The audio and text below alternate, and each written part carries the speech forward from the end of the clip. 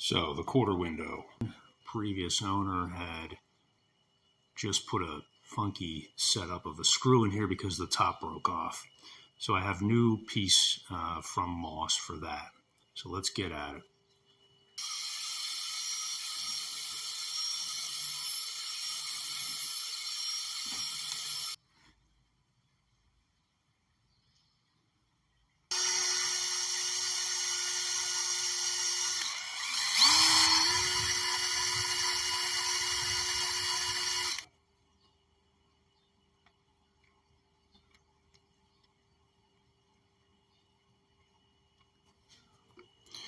All right, so what I found out is that getting these rivets out that hold the hinge in place, real pain. Boy, are they in there. Finally got them out with a pick and some needle nose pliers.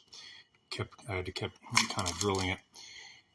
To put them back in, I'd have to take out the glass if I were to use that same type of rivet that goes in and you have to whack it. And I can't find a pop rivet short enough to go in there. So what I'm doing is threading the hinge to receive it here. So I found a real small tap that will, I'll have to cut one of these screws, cut these down to size, put them in there, and then I can even shave the head. So right now I'm just putting a thread on these. I've already put a little thread on that. This is the new piece from Moss that was completely broken. Okay, so this is what it's going to be like, but I've got to obviously shorten up a screw a good bit. So let's get the cutoff wheel out and see if I can do that.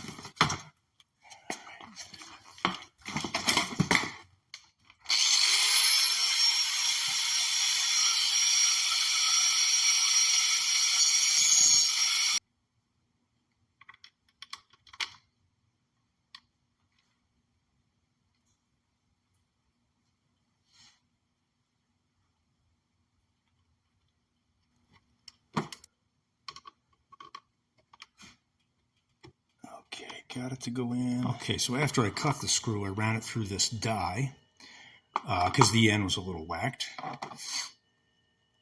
So we got them both in now, and just tightening them up. What we'll do is skim the heads of these down, and then we'll have a nice flush finish. Okay, we got a flap disc and some eye protection. Oy, I'm so sweaty.